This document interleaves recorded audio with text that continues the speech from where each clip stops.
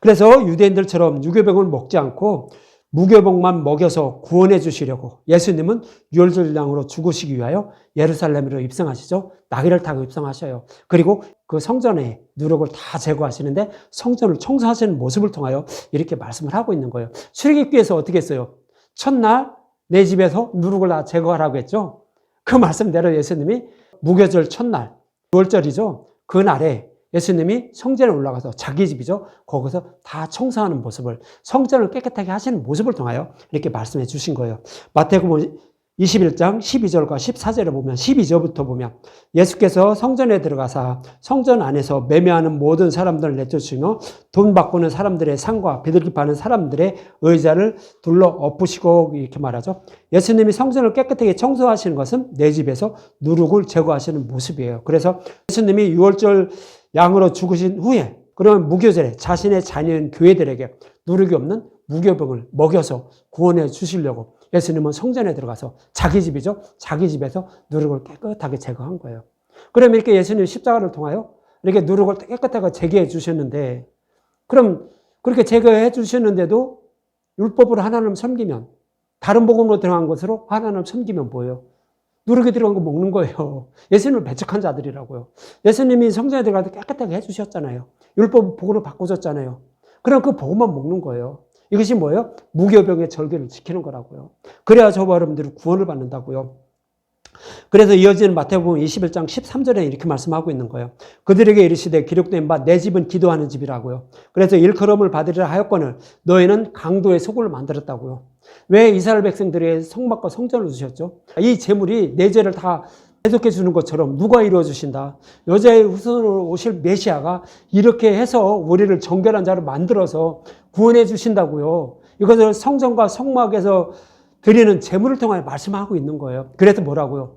그 약속하신 메시아가 오셔서 이 재물처럼 나의 죄를 다 대속해 주셔서 구원해 주시옵소서, 속히 오시옵소서 하면서 기도하면서 그 재물을 드리며 약속하신 메시아를 소망하면서 살라고요. 그렇게 해서 성막과 성전을 줬다고요. 그래서 내 집은 기도하는 집이라고 했다고요. 예수님은 그렇게 말씀하고 있는 거예요. 그런데 어떻게 했어요? 강도의 소굴을 만들었다는 거예요. 강도는 뭐예요? 내가 가지고 있는 거 빼앗고 훔치는 자들이에요. 이들이 강도예요. 그래서 예수님은 말씀하시죠. 요한복음 10장 8절에 나보다 먼저 온 자는 다 절도요 강도니 양들이 듣지 않았다고요. 나는 예수님을 말해요. 예수님은 복음을 말해요. 복음보다 먼저 온 건 뭐죠? 신의 산에서 이스라엘 백성들에게 율법을 준 거예요. 율법은 예수님보다 먼저 줬잖아요. 에서와 야곱이 있죠. 에서가 먼저 태어났어요. 에서가 형이에요. 형은 뭐예요? 율법을 상징해요. 그래서 그는 자신의 의와 열심으로 그 화살로 그 재물을 잡아서 아버지가 즐거운 별미를 만들어 주려고 했다고요. 그러니까 자신의 열심과 노력으로 율법을 다 지켜서 구원을 받으려고 했다고요. 누가? 에서가. 그건 율법이에요. 그것을 구원받지 못한다고요. 근데 누가 구원받아요? 야곱이요. 축복을 받아요. 어떻게 축복받죠? 좋은 녀석 새끼 2마리. 복음을 말하는 거예요. 복음을 깨달아 믿게 한 거예요. 별미를 만들어준 거예요. 야곱을 에서처럼 꾸며주는 거예요. 그리고 아버지의 축복을 받게 한다고요. 이것이 우리 구원의 모습이에요.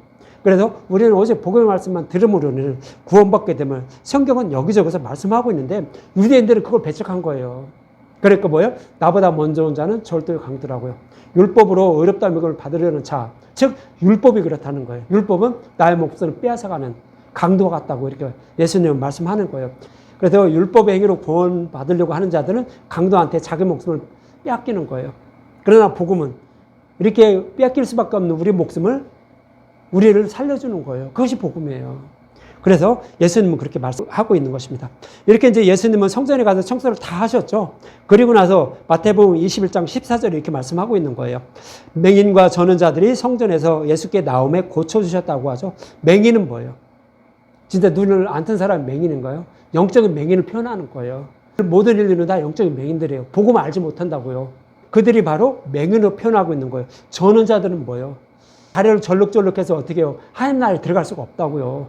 그 얘기는 뭐예요? 복음을 모르기 때문에 그렇다는 거예요. 구약에서는 복음을 밝게 드러나지 않았어요. 그래서 이들은 다 어떻게 해서 들어가려고 하냐면 맹인과 저는 자는 다 누구였냐면 유대인들의 모습이에요. 율법의 행위로 구원받으려고 그렇게 힘쓰고 애쓰고 있다고요.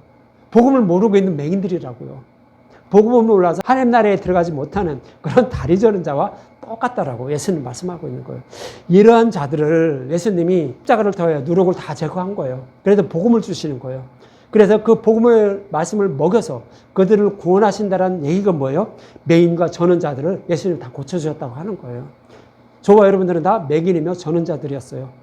그러나 예수님 그 자기 죄에서 누룩을 다 제거하시고 십자가에서 율법을 복음으로 바꿔주셨죠.